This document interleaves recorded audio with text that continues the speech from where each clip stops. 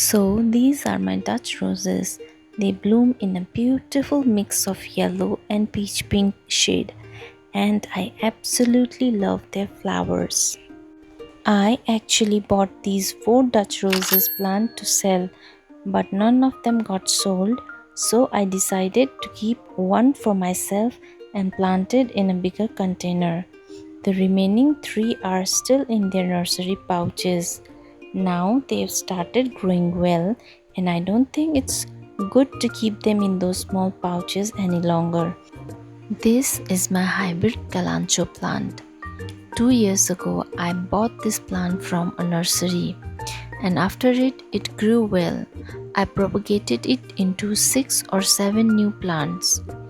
At that time, it bloomed so beautifully and so abundantly that everyone who saw it loved it. My friends, my relatives, and even some of my neighbors asked me for cuttings of propagated plants, and I happily gave them away. But last year, things didn't go as I had hoped. I was really looking forward to seeing it bloom again, but unfortunately, it didn't perform well. Over time, almost all of my propagated Kalancho died, and now this is the only one I have left. I'm really hoping that this one survives and blooms beautifully in this winter. If I lose this one too, my beautiful hybrid Kalancho will disappear from my garden, and that would be really sad for me. The next plant I'm showing you is my ZZ plant. They were divided from one healthy mother plant.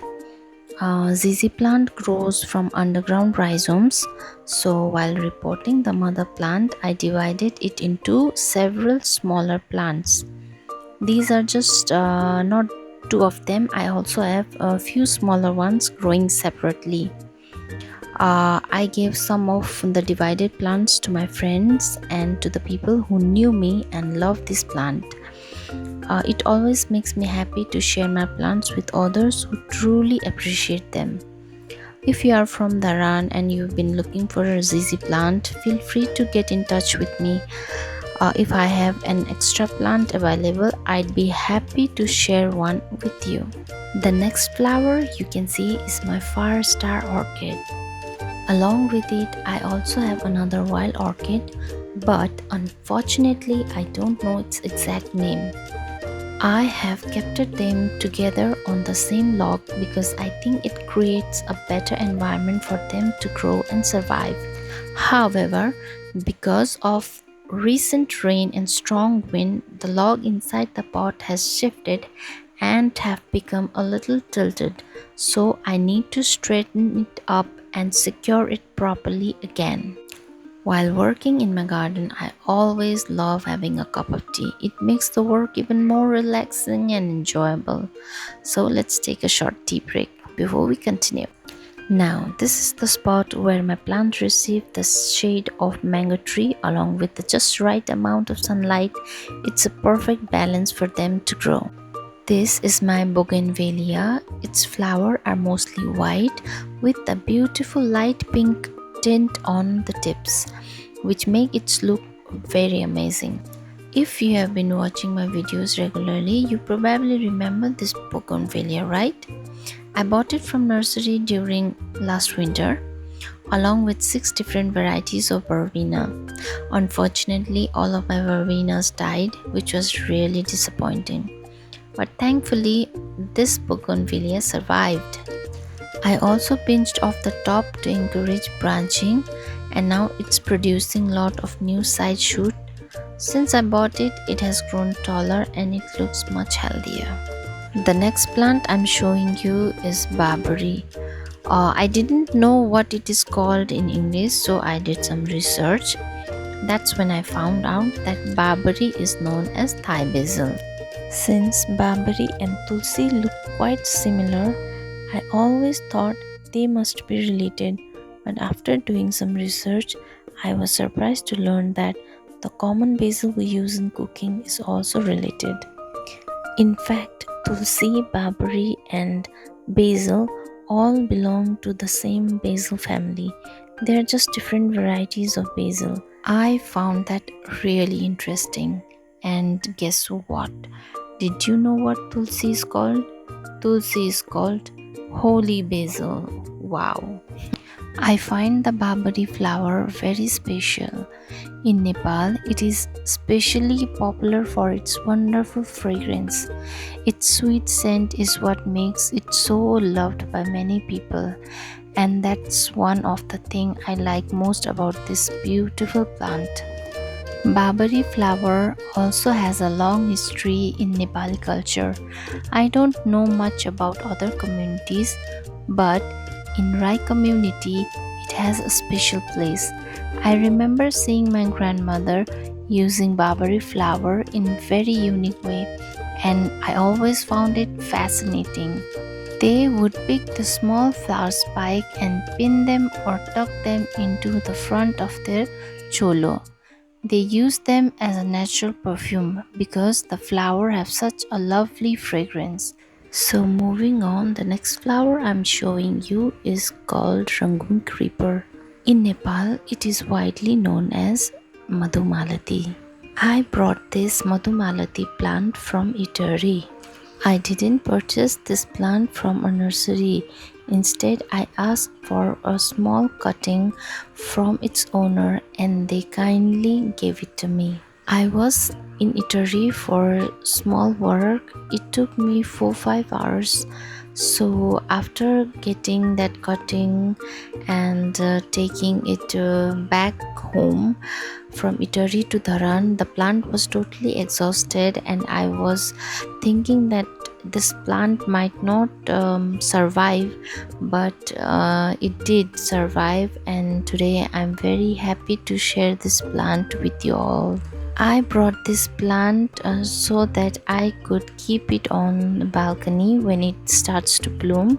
The one of the main reason it is very popular is because of its flower, because it first blooms white and then turns pink color, and then eventually it turns out to be a very deep red color.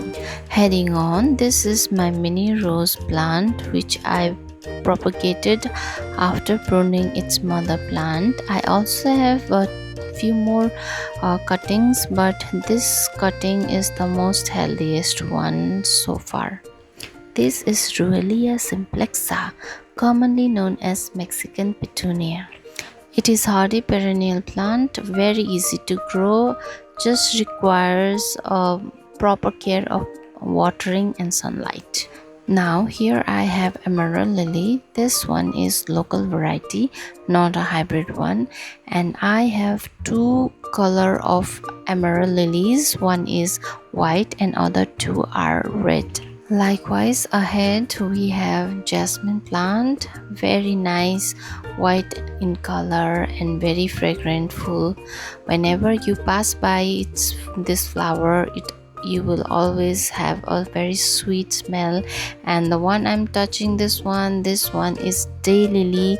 Just like her name, she is very bright orange and yellow, just like a day.